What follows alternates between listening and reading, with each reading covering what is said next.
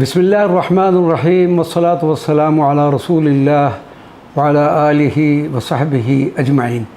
معزز ناظرین و سامعین کرام، السلام علیکم ورحمۃ اللہ وبرکاتہ۔ آج ہم اس بات پر مختصراً گفتگو کریں گے کہ تاریخ اسلام میں کس خاتون کے جنازہ کی چارپائی پر کوئی پردہ لگایا گیا تھا۔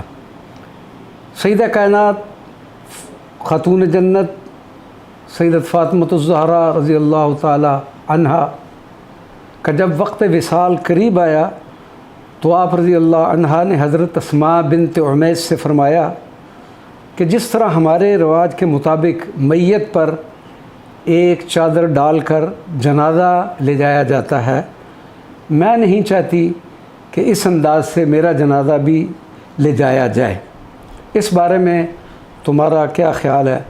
حضرت اسماء بنت عمیس رضی اللہ عنہا نے جواب دیا، اے صاحبزادی رسول، میں نے ملک حبشہ میں یہ طریقہ دیکھا ہے کہ خواتین کے جنازہ کی چارپائی پر درخت کی شاخیں لگا کر ان پر کپڑا ڈالا جاتا ہے۔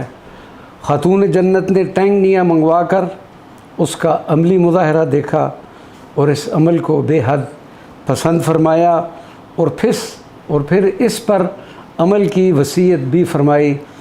تو خاتون جنت سلام اللہ علیہا تاریخ اسلام کی وہ پہلی خاتون ہے کہ جن کے جنازہ کی چارپائی پر ایک پردہ لگایا گیا۔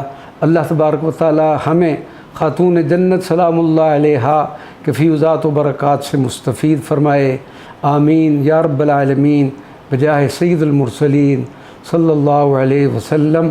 السلام علیکم ورحمۃ اللہ وبرکاتہ۔